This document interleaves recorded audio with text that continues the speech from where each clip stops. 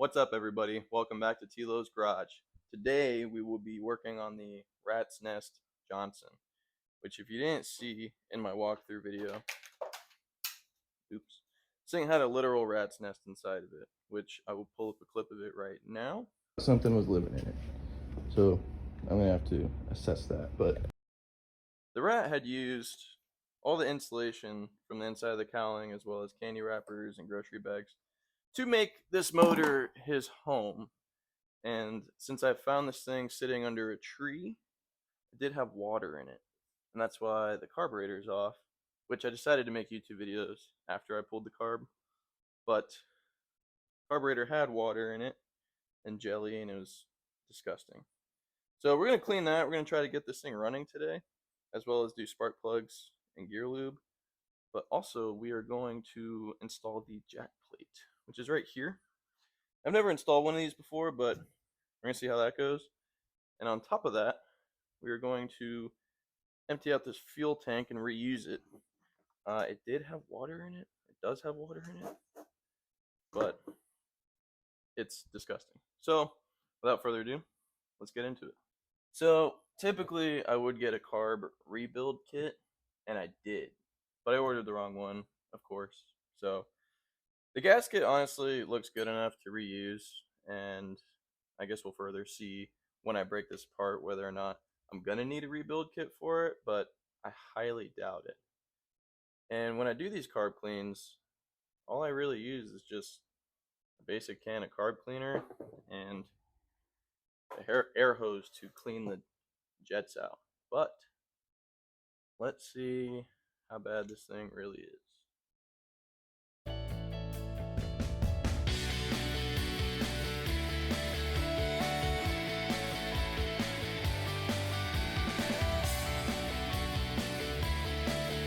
Alright, so I got the carburetor off, and I'm actually really surprised. There's nothing to these Johnson carburetors. I've seen a lot worse. It is gummy right at the fuel supply, and this jet was pretty bad, which is right here. Let's see if we can get it to focus. Yeah, there's no seeing through that one. Anyways, this side looks really good. I'm going to have to get in those holes really well, just to make sure they're not clogged up. The gaskets look really good. This one just needs to be wiped down a little bit. That's no problem. I'm completely comfortable reusing these. And the float bowl just needs a little wipe down. Let's do it.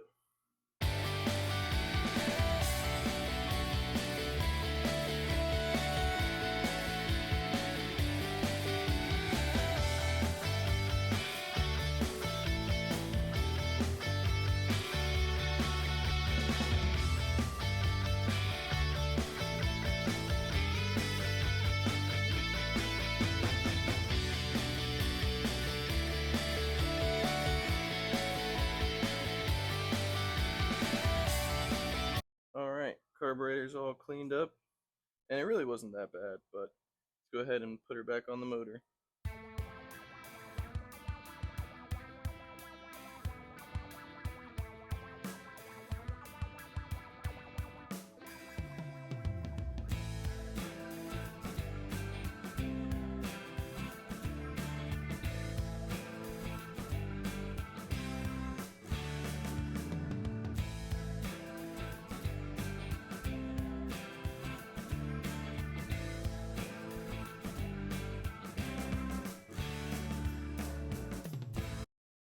Finally looks like a motor again. Carburetor's back in, which is kind of a pain in the butt because these nuts don't have a lot of clearance. Airbox, the pull cord is back on and works just fine. This cover I put back on that houses these wires. So now let's see how bad the gas is in this gas tank. Now mind you, this bucket's already dirty, so probably not going to be rust chunks in there, but let's see. To no surprise, there's definitely water in it, but at least it's out now. So I'm going to rinse this out, flush it out a few times with fresh gas, throw some new spark plugs in it, and we'll see if this thing runs. Alright, so I got fresh gas and oil in here, fresh fuel line. Got my flush bucket filling, which looks disgusting, honestly. I could not find spark plugs, but it's okay. I just want to see if we can get it running, and we'll go from there.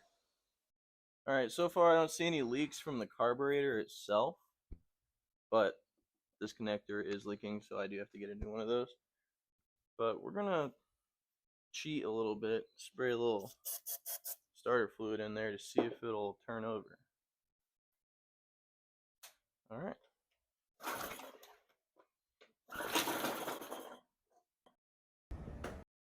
Well, it almost wanted to start, but the camera fell. Take two.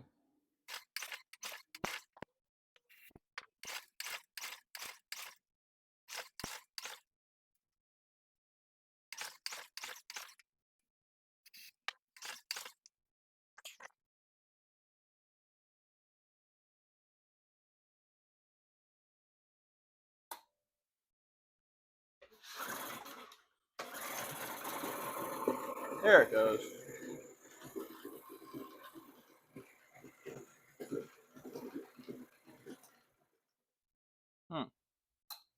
Alright, so it does run, but I had to delete that clip because my microphone right here is still connected and the sound quality was absolutely terrible. And I can't do that to you guys. But now it starts first pull.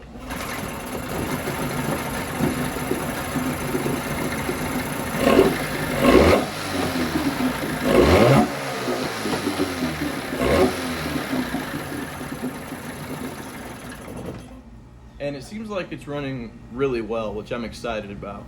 The only problem is it's not peeing out of the pee hole, so I'm gonna have to figure that out, but it's running. And I found spark plugs, so I'm gonna have to install those here soon. The only problem that I've seen since then is the carburetor is now leaking. I don't know where from or why how, but it looks like I'm gonna have to get a gasket kit for it, which is fine, that's not a big deal. It's running, that's all I care about. So let's move on. I also forgot to mention that the shifter does work. As you can see, I got water everywhere. It goes into forward and reverse just fine.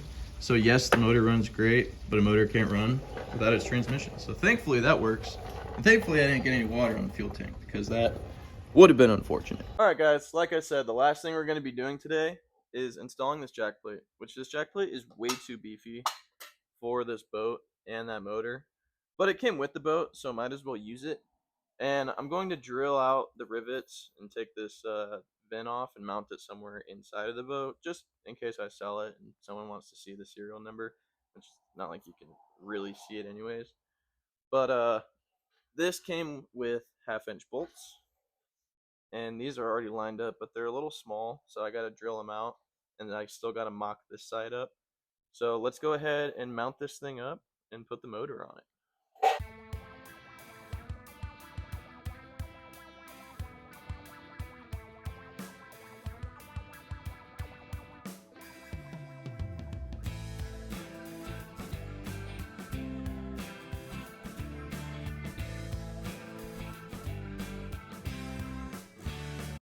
Alright, so this is what we got so far, but I've run into a predicament.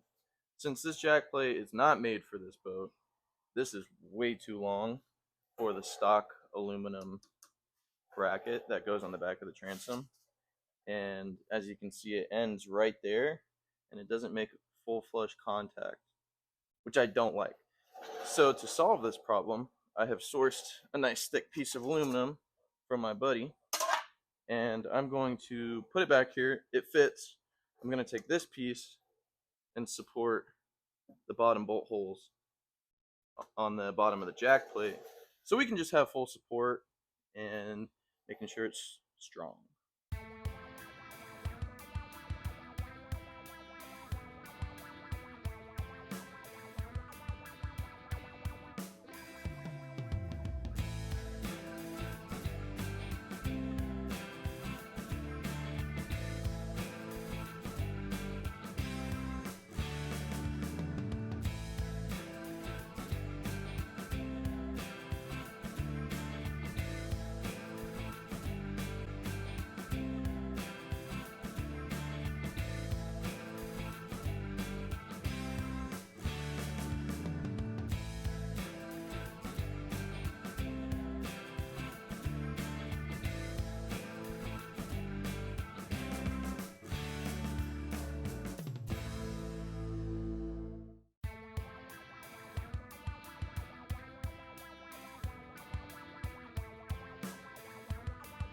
after a lot of technical difficulties, we finally got the jack plate mounted, and she is on there really well, nice and solid. That aluminum plate back there goes on both bolts, so everything's flush, and it looks really good on there. So let's go ahead and get the motor mounted to it.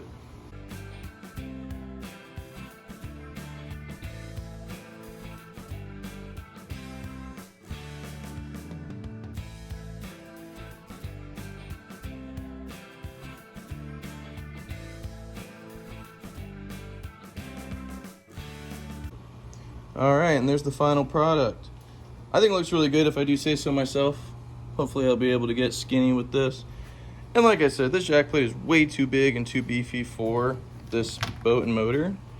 But I think it looks way cooler and less wimpy like this jack plate over here. But there she is. I went ahead and put a pressure treated 2x6 in here just to, make sure it's not metal on metal. But since the motor hasn't been started in a couple hours, let's see how many pulls it takes to start this thing.